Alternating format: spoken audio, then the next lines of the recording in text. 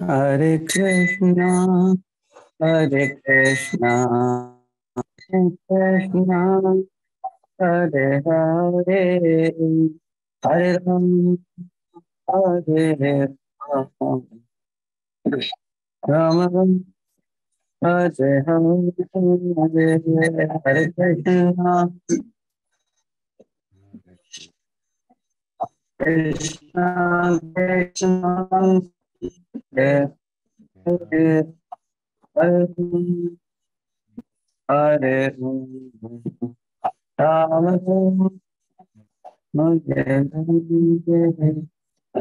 Hare Krishna, Hare Krishna, Krishna Krishna, Hare Hare,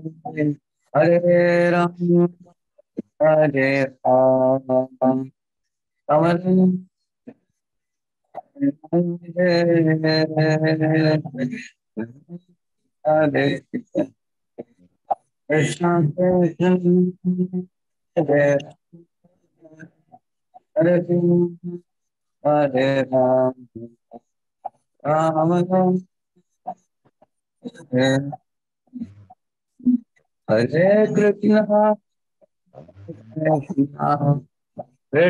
Hare, Hare Ram,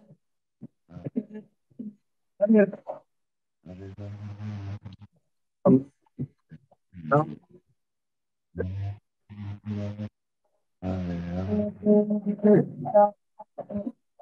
Hare Krishna, Krishna Krishna Krishna, Hare Ram, Ram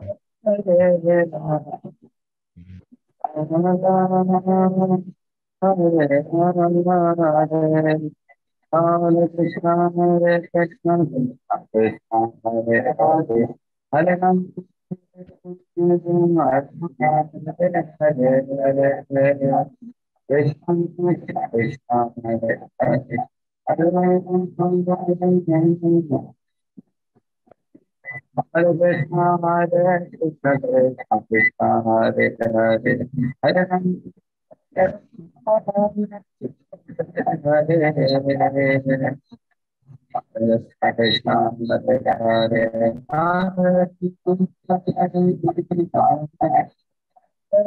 Krishna, Krishna Hare Hare, Hare Ram, Hare Krishna, Krishna Hare Hare, Hare Ram, Hare Krishna, Hare Krishna, Krishna Krishna, Hare Hare, Hare Ram, Hare Hare, Krishna, Hare Hare,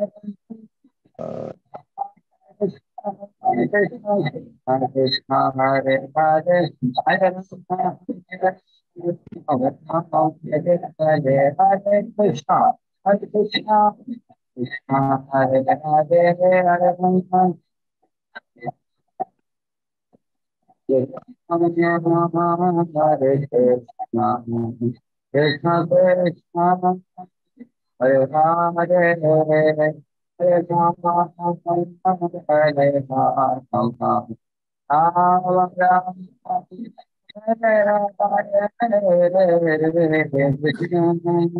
Hare Hare, Krishna Krishna, Hare Rama, Hare Hare, Hare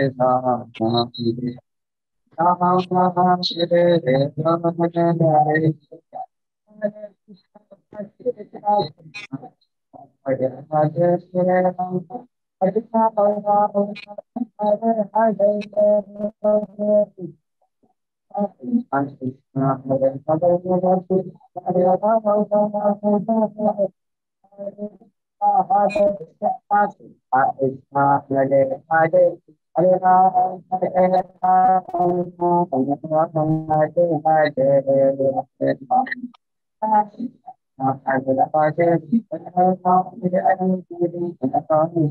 Hare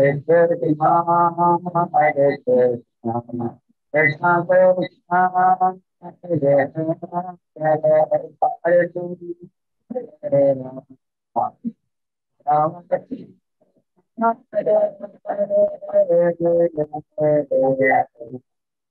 Hare Krishna, Krishna Krishna, Hare Hare, हरे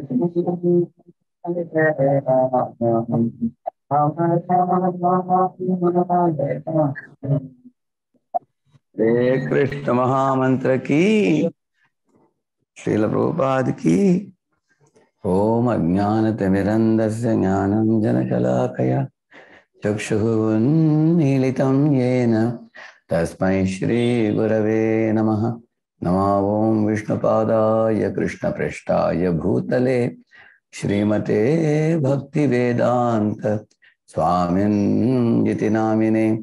नमस्ते सारस्वते देवे गौरवाणी प्रचारिणे निर्विशेषा शून्यवादी पाश्चात्यदेशतारिणे वाञ्छाकल्पतरुभ्यश्च कृपा सिन्धुभ्य एव च पतितानां पावनेभ्यो वैष्णवेभ्यो नमो नमः। जय श्री कृष्ण चैतन्य प्रभु नित्यानंद श्री अद्वैत गदाधर श्रीवासादि गौर भक्त वृंद। हरे Krishna Krishna Krishna Hare Hare Hare Ram Ram Ram Hare Hare. So welcome all of you. We are proceeding with the next session today. I'll just share the PowerPoint with you. And I want to revive, just to recollect one point from the previous class. This is the session we are going today. Very important session. How to be detached yet be dutiful. For setting example. People who are highly responsible become attached also. And people who are very detached also become irresponsible. So, how to be dutiful yet not attached. Just a couple of days ago, I met one school principal. She is the principal of almost like 2,000 children in a school. So there were parents of many children sitting there in her room, and teachers had come with some complaints to her. And when I went, she commented to all of them, look at this Radhesham Das monk, how blessed he is, how fortunate, he has left everything and he's only with God. And she said, I wish I can just throw off all these anxieties in the school and just become a monk like him, but I can't. I am now a 55-year-old lady and I have all these headaches on my head, and which is causing me so much tension, he was telling. And the monk people's lives is pretty easy. They are jolly. They just have to chant God's name and dance. They're very happy. Then I told Madam, in Bhagavad Gita, Lord Krishna says that while performing work, if we can learn how to be detached and let go and keeping God in the center of your life, morning to night, you can work very hard without getting tired. You can keep yourself very fresh and happy, provided you learn the secret of Bhagavad Gita. So that is there in the 3rd chapter of the Gita. I said, I'm doing it for the Be a Perfect Yogi course. I'm doing it for them. This is the secret that Krishna teaches in the Gita. How to live in this world, but not be of this world. How? Like a drop of water on a lotus leaf. Exists on a lotus leaf, but it doesn't stick to the lotus leaf. It always remains aloof. It doesn't become stuck in it. So that is the secret. Like you can see a spider, it makes a cobweb. You have seen that? It goes like this, like this, like this, like this, like this in a corner. And then it makes a spider's web and then it sits in the middle. But it doesn't become stuck. Itself, it's sitting in the middle comfortably. But who gets stuck in the cobweb? A butterfly, a small moth or a butterfly which comes flying. It sees the design of the web, gets amazed, thrilled by that. It looks very attractive. So he gets stuck in that cobweb. So in this world, those people who are born, some people get stuck and some remain aloof. So those two people are described in this chapter. Asakta and those who are anasakta. Those who are attached workers and who are detached workers. So even before entering this PPT, I'm giving a little explanation because it's very important for us to understand what Krishna is saying regarding this attached worker and detached worker. A detached worker lives in this world in a mood of renounced spirit. A detached worker sees everything in this world as a display of God's energies and opulences. Everything belongs to him. He has created the sun. He has put the moon. He has given the grains, fruits, cereals, spices. Everything belongs to him. And I am just a visitor to this world. Nothing belongs to me. That doesn't mean I won't do any work. I will do work. But I will only do work for the welfare of the living beings who are God's children. And I will not exploit them or hurt them or harm them. And I will do some work. And that will be God's work on behalf of God, emanating God's love. I will do for the welfare of the people in the world. And I will also take what I need. Then I'll take my quota. Quota means I need some food, I need some clothing, I need some shelter. Something from nature, what God has given, I'll take. But I will not be greedy. I will not be greedy to usurp everything and put in my pocket, like Alexander wanted to do or Hitler wanted to do. No, because everything is actually gifted by God to be shared by all his children. Everybody should get their due quota. Let every living being take his lot. Some may take little, some may need more. And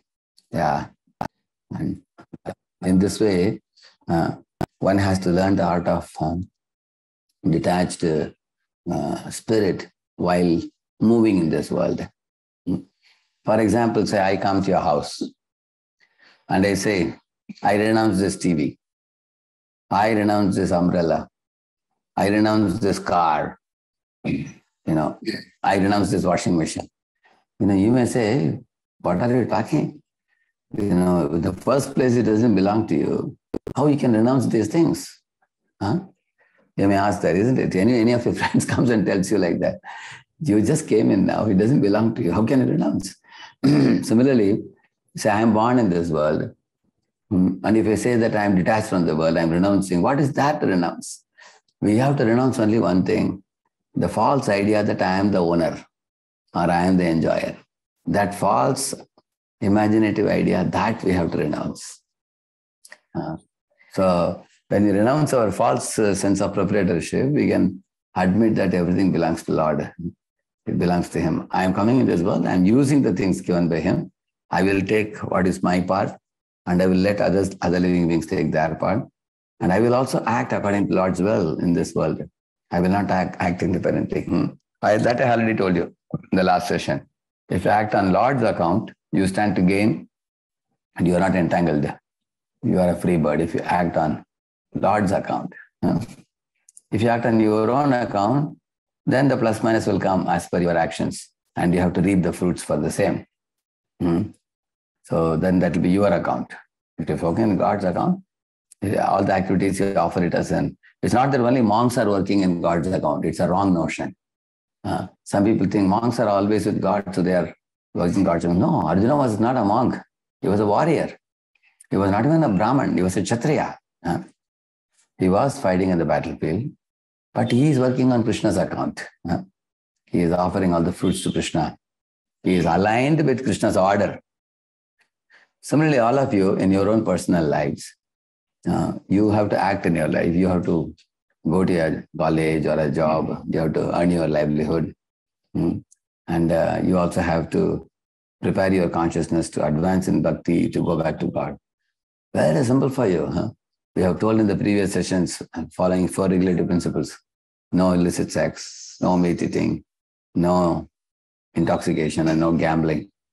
If you strictly follow these 4 principles, and also you are chanting Hare Krishna, you're reading Prabhupada books, That means you develop a consciousness that actually I am not the body, I am spirit soul. I am seated in this bodily machine and I am moving about in this world. This body is getting, growing from childhood to youth to old age. And one day this body will fall away. It is only external for the soul. Me, the soul.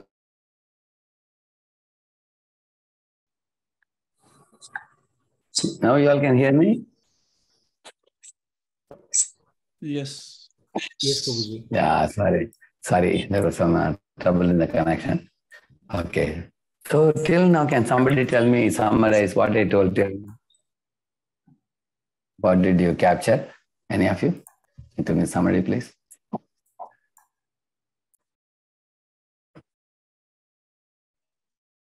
What I heard.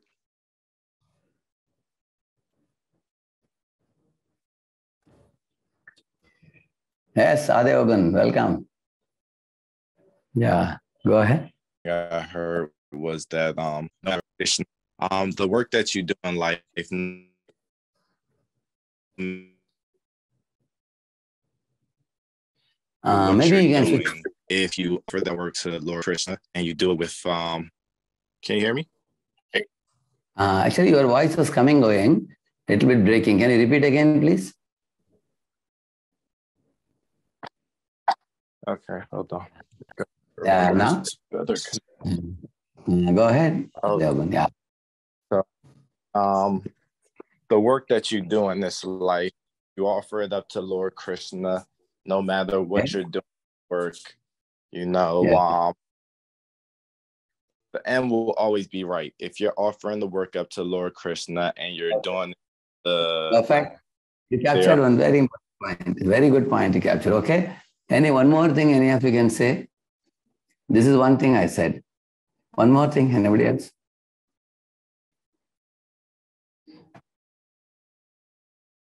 Yeah. You were talking about the asakt and anasakt. Like in this world, you give the example of the principal who wanted to be like a monk, like you, giving up all tension. She thinks that the life of monk is very easy, but it's not like that. We need to be doing our work, what has been prescribed to us, like Krishna or like Arjuna. He was not a monk, he was a Kshatriya, but he was still fighting the battle because he was doing it on account of Krishna, not by himself. So whatever we do on account of ourselves, it will be a plus minus. We will have to reap the fruits of good things and good deeds and bad deeds. But if we do the things on account of Krishna, it will be forgiven and we will be free from our karma bandha. Amazing. I think you deserve to give lectures now, I think. You can reach out to people. So brilliant. You remembered many things which I said. Thank you. Brilliant. Sir. Thank you. So in this way, you work on Krishna's account, I said, and also you don't have to leave the world. You live in this world, but not be of this world. So how we can be in this world, not of this world? We have to live a life in a renounced temperament. Our temperament should be renounced. And for that, I gave many examples. Anybody can give example of how you can live in a renounced temperament? Anybody? Because if you learn this today, you will be able to apply it very easily in your life. And that will give you complete freedom from all anxieties in life. Modern day society is throwing so much challenges and anxieties on you. Anybody? Yeah? I gave 2-3 simple examples I gave. Very good. Spider sitting on the web. Jacob has recollected that one example. Good. Correct, Jacob. Thank you. Anybody else? One more example?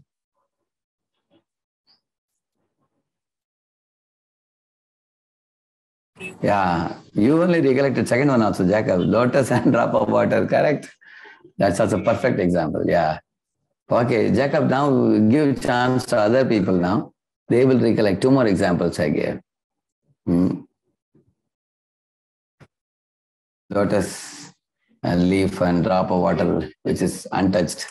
That example, Krishna only gives Padma Patram Ibambaza in Bhagavad Gita. He only gives that example. Lotus, leaf and drop of water. Hmm. And Jacob recollected beautifully. Both the examples of the spider web also he recollected. Very good. Very good. Yeah. Anybody else? One more example. Okay, I will give you a clue. I told that I come to your house, I said. After that, what I said further. Anybody remembers? Jeet, you remember? I said if I come to your house and say something, how ridiculous it would be. I said.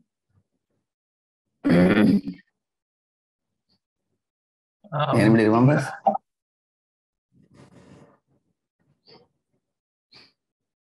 Yeah. Any of you remember? I said that I come to your house, I renounce the TV, I renounce the washing machine, I renounce your car. If I say like that, you will laugh at me. Hey, what are you going to renounce? Huh? If all these things don't even belong to you in the first place, how can you renounce them? Huh? So then I explained something very profound, very important after this. In this world, there is nothing to renounce, I said, except one thing. What is that one thing? Anybody? What is that one thing that we all have to renounce in this world? Because Srinath and Zoom user, Arvind, Sandeep Reddy, Dharati and Ligan, Aryavan, Lavish, Sureka, Upen, any of you? We need to renounce the attachment to the materialistic things of the world.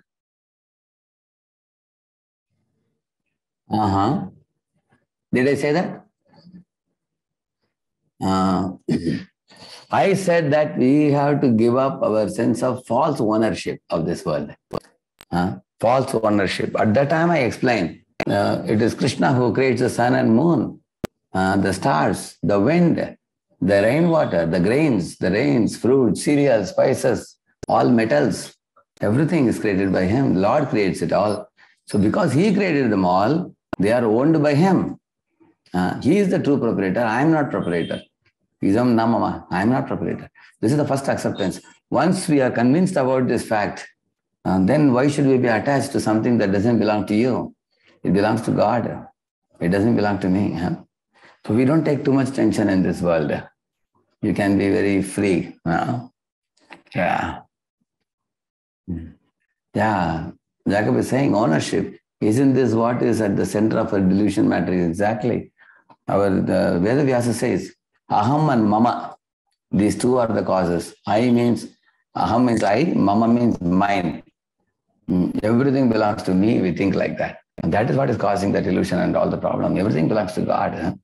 And what about me? I have come into this world, but God has sent me. And I am seeing these things existing. I will only take my quota. Quota means my small part. What I need to eat, I need a clothing to wear, I need dress. But the rest of it is meant for other children of God. So I will not encroach on others' property. Ultimately, it all belongs to God, Supreme All-Loving Father, Well-Wishing Father. So this is the consciousness in which we should live. And then when we do this, then as Sunit rightly said, now we will not have desires, material desires, by which we become attached to anything of this world. I'll tell you another simple example. Say, one of your friend tells you that I am going for a vacation for 2 months and I have a big stereo with me and can I leave that stereo with you? If you want, you can hear because it will be idling in my room. So naturally you may say, oh yes, you can leave it on my table. So then when the friend goes away, you hear with the stereo. Very nice music, very, very soft music, very nice. 2 months you heard. Now the friend has come back. And the friend is telling you, now that I've come back, can I take my stereo back? And so you tell him, sorry, you gave me for 2 months, but I have become attached to it. Now I want to keep it with myself. So better you leave it with me, don't take it, if you say. That means we have become attached to it. Isn't it? On the other hand, if you come and ask me, where is my stereo? And you say, sorry, I don't know. My son, small boy, he took the stereo to his room and he opened it from behind and pulled out all the wires and chips and everything. I don't know what he did with it. He was messing it with that. I think he's going to be electronics engineer in future. So my son was just playing with that. Like that he says, that means what? Is it proper for him to do that? No. That means he's indifferent. The first fellow who says, I don't want to give back the stereo, he is attached. And then second fellow is indifferent and he did not take care of the stereo that was given to him. In the same manner, when you are all born in this world, you look at yourself.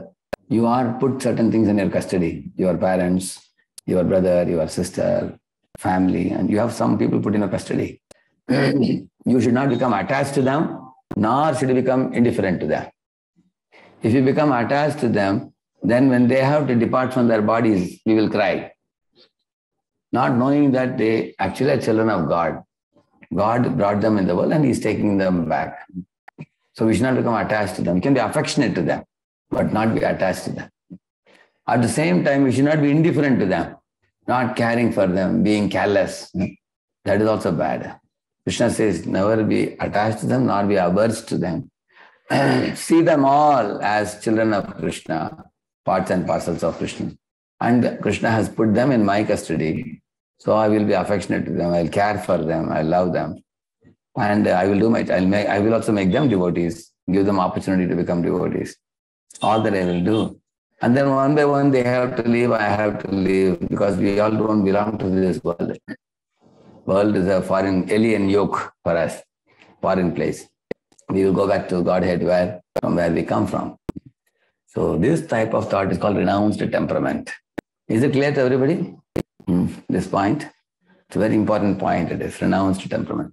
If you live in renounced temperament, you have no anxiety in this world. Now let us see the PowerPoint.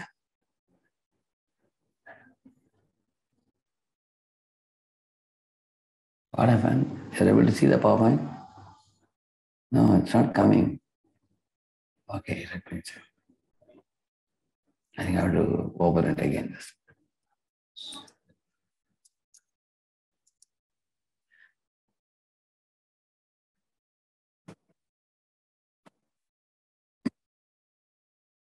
It's got to be detached yet dutiful.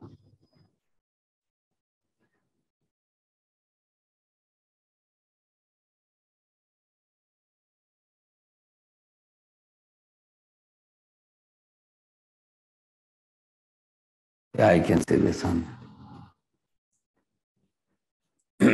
Let's read the yellow headings. Perform duties to set correct example for others. It is better. It is better if one performs his duties without fruitive desires or attachments, as did King Janaka and as does Krishna. One should act in this way to set the correct example for others. Yeah. Now, what is this fruitive desires? I will explain in a few minutes. It is actually kamepsuna, it is called. Which means you perform activity and you are attached to the fruits. For example, say you did your work. After that work, you want the whole world to applaud for you. The whole world to lift you up and cheer you up. With that expectation, if you have done the work, but the world doesn't cheer you, that time you feel very morose. Why? Now I did this great thing, nobody recognizes it. You become shattered and broken-hearted. Like I heard there were 10 top bestsellers books published by 10 authors. And they got millions of people buying the book. So then they wrote a sequel book. But that book didn't sell so well as the first book. First book was sold in millions. Second book was sold only in a few hundreds or thousands only, maximum. Maybe 2,000-3,000. So they were shattered completely. So 5 out of those 10 writers committed suicide, I heard, the recent past. Why? Because they had too much expectation from the second book. They thought that it should be like the first book. It should become very popular like that. So now why did I quote that example here? Because they were having fruitive desires or attachments. Ideally speaking, the Vedas are saying a teacher should teach without any expectations in return, simply for the sake of benefiting the living entities. That should be his intention. But on the although it's easily said than done, there are good number of people who are mad after the fruits, the fruits of their actions. Now, some of you may have a question. If I sowed the seed and I am growing it up, then why can't I take the mango fruit, which comes at the end of the...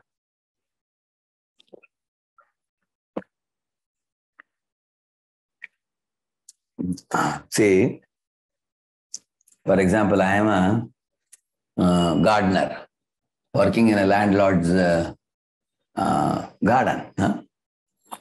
And I am sowing the flower seeds and flower plants are coming. Flowers are coming.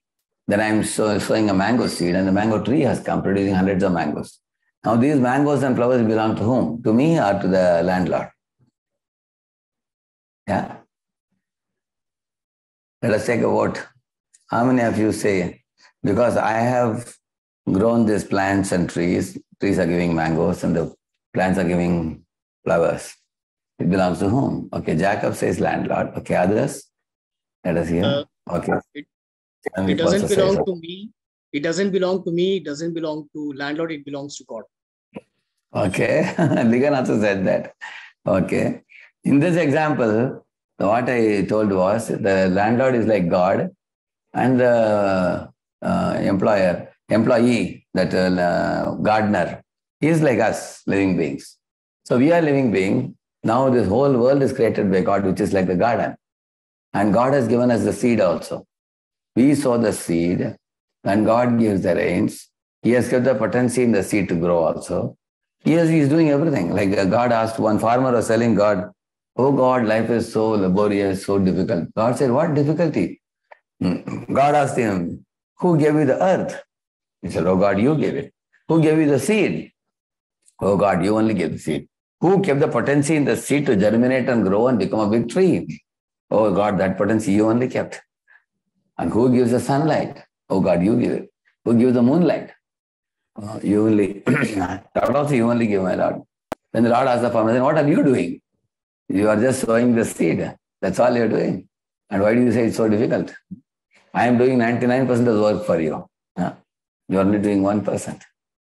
So therefore, we should have the vision to see and not take attention that, everything is not in our hands, it's in God's hands. Me and God are co-workers. I will do my part and let God do the rest. That is the correct type of consciousness. So first point is saying perform duties to set correct example for others, he's saying. Read the second one, please. How to deal with the ignorant. Although the ignorant perform their duty with attachment, the wise should not unsettle them. The wise should perform their own duty without attachment and with knowledge and thus become free. Yeah. See, there are many people who are ignorant about Krishna and going back to Godhead by chanting Hare Krishna. And sometimes they are caught up in worship of different demigods. Different devatas in India, you find some are worshipping Ganesh, some are worshipping Shiva, different devatas, demigods. So Krishna says, don't unsettle them, which means don't, try to stop their religious activities, because then they'll give up that also and they will not come to Krishna also. We don't want that to happen. If you are going to bring them to me, Krishna says they should be able to get convinced about Krishna consciousness. Then only they'll come. Therefore, he's saying like that. We'll third one. How to avoid falling victim to attractions and aversions. One should perform his duty according to his nature in Krishna consciousness without falling victim to attractions and aversions. Like Dhritarashtra, he had attraction for his son Duryodhana. He had aversion for Pandu's son Bhima. Like that you find. Similarly, Kaikeyi, she had attraction to making her son Bharat the king. She had aversion for Rama, sent him to forest 14 years. So in this world, people become victims of attractions and aversions. But if you are living in a renounced spirit, you will be free from attraction and aversion, right or not? Isn't it? Like you are not after the kingdom. Huh? You leave it to God. If God makes me king, I will rule. If He doesn't make me king, I will be any other person. Huh? If you leave it to God. Therefore, you work on God's account, you get the right intelligence how to act. Correct, no?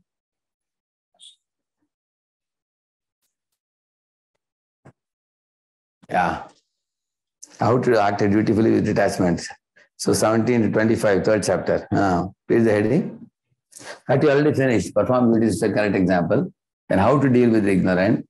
How to avoid falling victim to attractions and aversions. These three things we saw.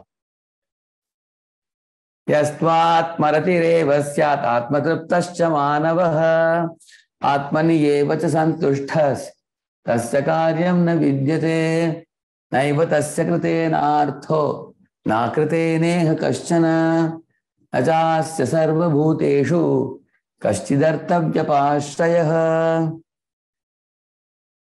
So he's saying that this verse, just to atmaratireva syat. A person called Atmarati, he only can give up the work in this world. About him, there is explanation will come. The next verse here you can see. See, it's amazing here, you see. Lord is satisfied by the acts of Krishna consciousness. By acting in Krishna consciousness, you are freed from all sins. Krishna says, Aham tvam sarvapapebhyo mokshayami. And you return back to your original concentration position. And you perform duties directed by the Lord. And then not interested in material activities. And on the other hand, here you see, no need to perform yajnas to clear sins, no need to follow Vedic injunctions. So there are two routes it is. I'll tell you a little bit about it. See, one route is called as Dharma, Artha, Kama, Moksha, 4 Purusharthas. Another route is called as Paro Dharma, beyond this 4. So bhaktas go in which route? Dharma, Artha, Kama, Moksha, or they go to the Nivritti Marg. Yeah? So most people know Karma Yoga, Jnana Yoga. Yeah, correct. Karma Yoga, Jnana Yoga, Ashtanga Yoga, then they come to Bhakti Yoga. Whereas there's a straight route, like you go to the ground floor, board a lift, and then you press a button, it takes you straight to 100th floor. Bhakti Yoga is like that. One stroke method. Go back to Godhead. So that's what he's explaining here.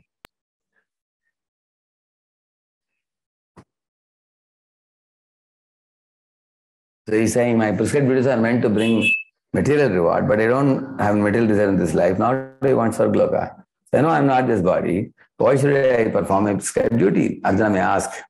But Krishna is telling, no, you should perform prescribed duty, Arjuna, for setting example to others. He's saying. In the Gita, you'll find, according to Janaka's example, I think it's coming a little later, how Janaka is a king, he's a liberated soul, but he's setting an example.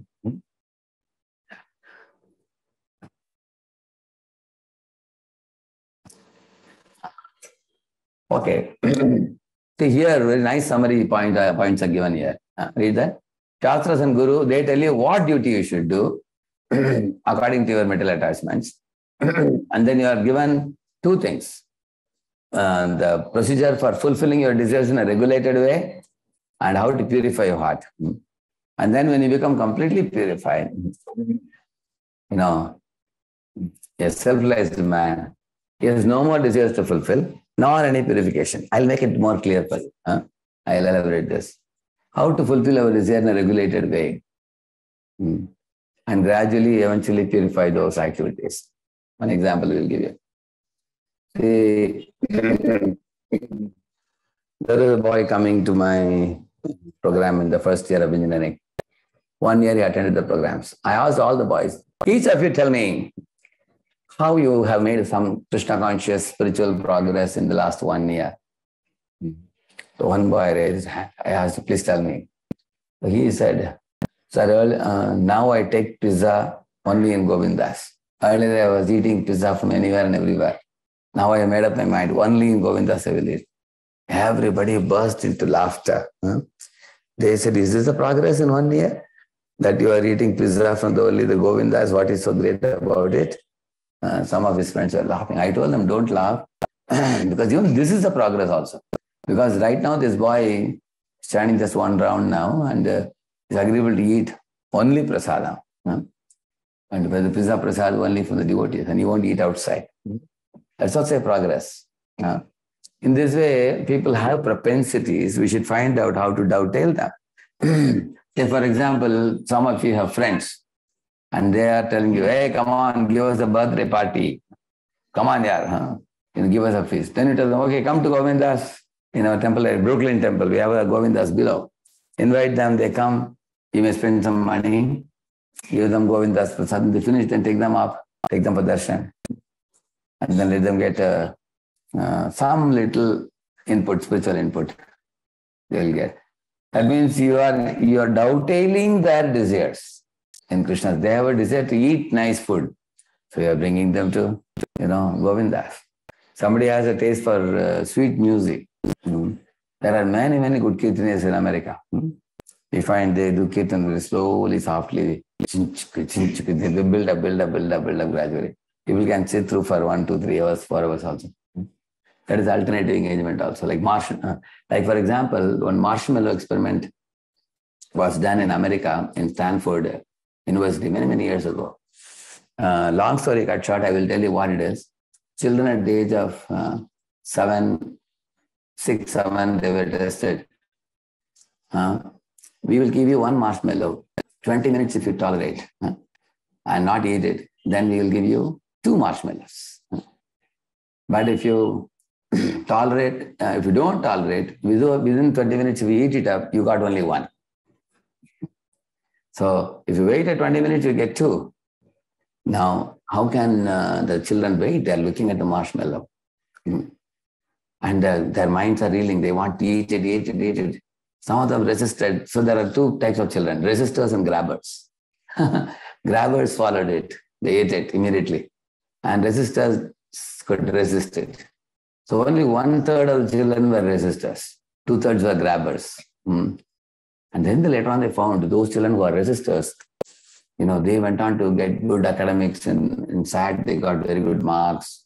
They got very good jobs. They were self-disciplined in their behavior and speech and everything. And they went on to become great leaders, 1/3 the population. The 2/3 children, some of them got into criminal activities. Some of them failed in the SAT exams.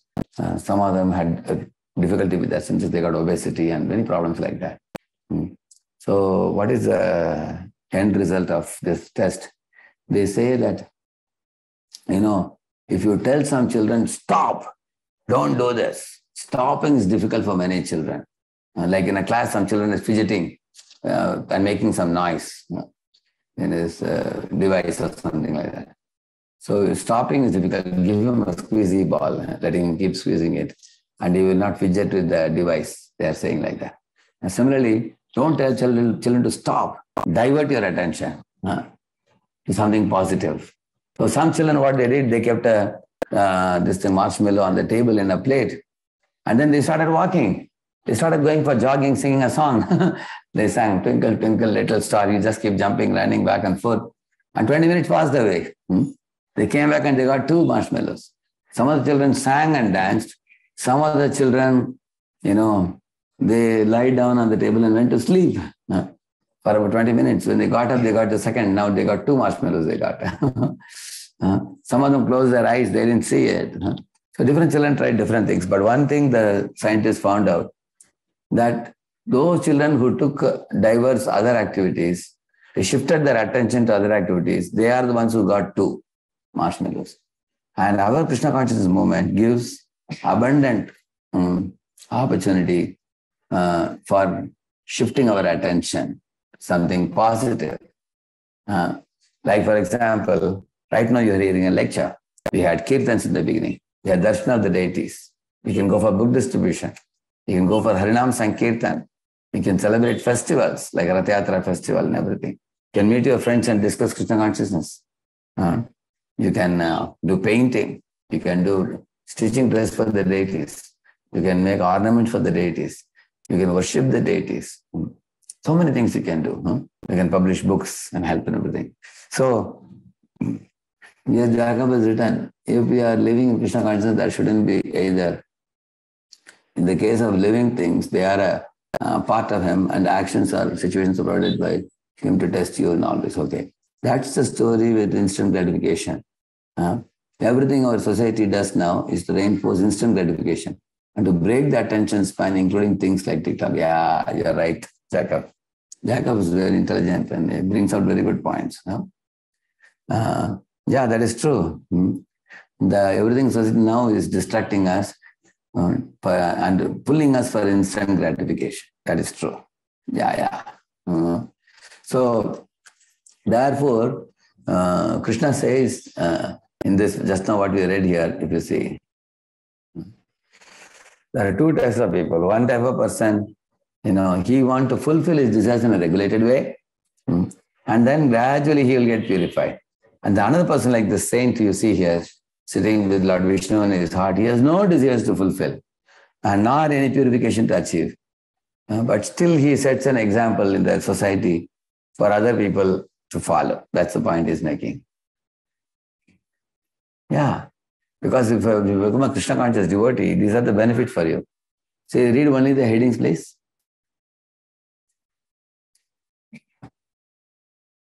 One of you read the headings. Yeah, Krishna consciousness purifies. Due to consciousness, all impiety within is instantly cleansed. Yeah. Identity. Yeah.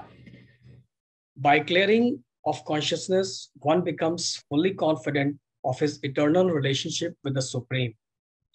Yeah. Krishna Dasha. Self-eliminated. Then one becomes self-eliminated by the grace of the Lord. Yes. This all material interests, such a person is no longer interested in material activities and no longer takes pleasure in material elements like wine, women, and similar infatuations. Free from all obligations, Krishna conscious man does not take shelter of any person, man, or demigod, thus free from all obligations. Yeah, these are the benefits you get by adopting this lifestyle which I told you today. Your heart gets purified, all impiety is gone, you are fixed in the identity, I am not the body, I am the spirit soul, I am servant of Lord, and you become self-eliminated by the grace of the Lord. All knowledge comes to you by that. And you lose material interests and you become free from unnecessary obligations in this world. Here is a picture of Janaka Maharaj. And this is Sitaram marriage you find. Janaka's daughter is Sita.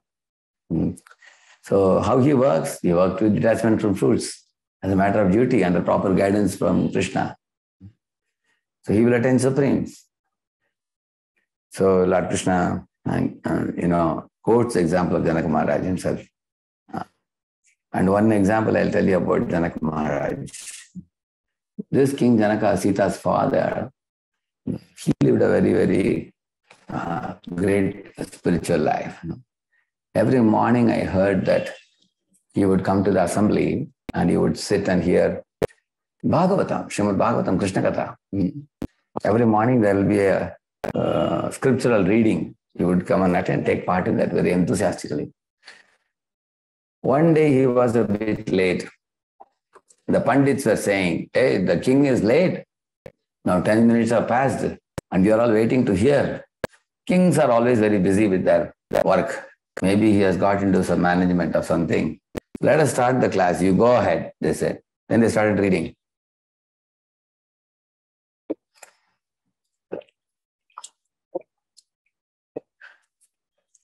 Then the king came and joined. After an hour or so, somebody came and said, oh, king, fire has broken out in some parts of our kingdom. The king immediately said, call the ministers. He said, the ministers came. Oh, minister, please look into the matter, he said. And the ministers immediately rushed, yes, sir, and they rushed. And the king told the Kathakar, Pandita, okay, you continue reading. It was very interesting, let's hear. So he sat, he continued hearing very joyfully. And the Panditas, the other Panditas who were sitting, Brahmins, They immediately got up and said, hey, if fire has broken out in our kingdom, maybe our huts will be burned down. Maybe we don't know where is the fire. Sorry, now we cannot attend the lecture anymore. We are going now. So they left the assembly and caught their dhoti and they started running towards their homes to check whether our homes are safe and everything. So now here you can see the king, he did not refrain from his duty. He fixed the ministers. He arranged the ministers to fix up the problem.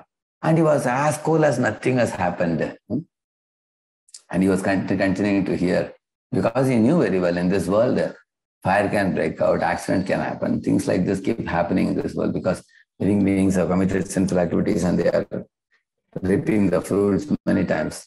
At the same time, responsibly, he made an arrangement to put out the fire. Then in a relaxed mood, he heard. So he is very much glorified in the scriptures as Janaka Videha. The Videha has two meanings. Videha is his kingdom's name. Another meaning is Videha means he was free from the bodily consciousness. You know what is called bodily consciousness? Like somebody thinking, am I fair enough that people appreciate me? Am I black or am I fair? Or is my hairstyle beautiful enough that people will like me? How is my dress? Is my dress attractive? Are my shoes attractive? Is my walking attractive? Is my speaking attractive? So this is called image consciousness. Sometimes people will become too much image conscious. This is called bodily consciousness. People are conscious of their belt, conscious of their shoes, conscious of their... Now you may say, is it wrong to be conscious of these things? No, definitely not. You have to wear nice shoes and nice belt and nice pant and shirt, whatever dress you are wearing, it's perfectly fine. But becoming too conscious means nowadays people go to salon and spend 4 or 5 hours changing their hairstyles. And they go for eating out in a hotel some, several miles away, 100 miles away, 200 miles away. So if you are going to be allured by the bodily pulls and pushes and pulls, and due to those desires and attachments, we will be stuck in this world. So therefore, we have to reduce bodily consciousness and increase spiritual consciousness. I don't say you neglect your body. You put food, put water, wear a proper dress, sleep on time, get up on time, all that you can do. That's perfect. But making body the only goal for enjoyment and forgetting the soul is like polishing the cage, but not feeding the parrot inside the cage. The parrot will starve and die. Similarly, our souls are starving in what of spiritual knowledge. That should be provided. Those who are in bodily consciousness are always pampering the body. That's the point we were making. But Janaka Maharaj was very liberated soul, great soul. One another story I heard about Janaka Maharaj. So after the passing of, when Janaka Maharaj left the body, while going to spiritual world, on the way he came across the plutonic planets, which are Yamaloka. And when Janaka was passing by, a cool breeze touched his body and then entered the hell and touched the bodies of all the hellish residents. And they all told Yamaraj, a great personality has come to your door. Janaka Maharaj is passing through your door. Please stop him. The cool air from his body has touched us and we feel relieved of all the pain. How nice it will be if we can call him. So then Janaka Maharaj was approached by Yamaraj. Yamaraj said, sir, all these conditions of suffering in the hell are grateful to you for passing through the side of the hell you are passing. Your bodily wind has touched them and they are all very grateful. And he said, if you can give oblations of water and offer one morning's whatever spiritual life you did, if you can offer it to these people, all the suffering souls in hell will be liberated and they will all go back to Godhead, he said. And immediately Janaka Maharaj took Achaman Patra and then he put some water and chanted Lord's names and then he gave it and oblations he gave it. Next moment, all those suffering in the hell were liberated by him. So this is the power of Janaka Maharaj's devotion to Supreme Lord. So he was a king, but he didn't become completely obsessed with management.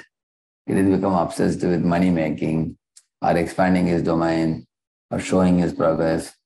He didn't become addicted to some woman. he did his duty as a king perfectly in a Krishna conscious way, keeping Lord in the center. Beautiful yet very detached also. It's time now. I'll stop with this and I'll continue. Any one quick question any of you have? Please. You can go ahead. Yeah. Was it clear to everybody?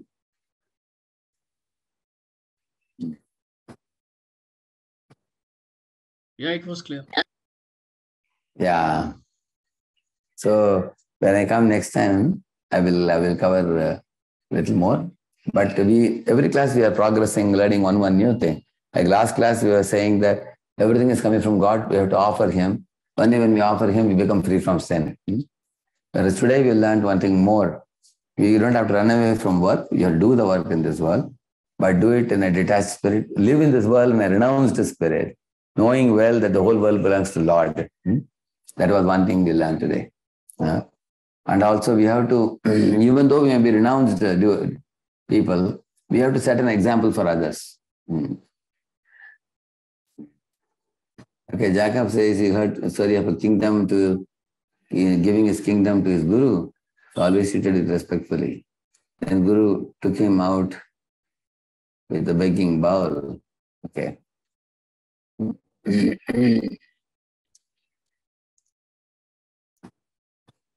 Yeah, actually in the Vedic times, the king sometimes would give the entire property he possesses to the Brahman. And the Brahman would give it back to the king. He will not keep it. Because Brahmins are not fond of ruling over any land. They just want to be advisors. Give upadesh to the king. So, next week when we meet, this concept what we started today, there are two more very important points will come that we will conclude. Okay? Shri Prabhupada ki. Thank you.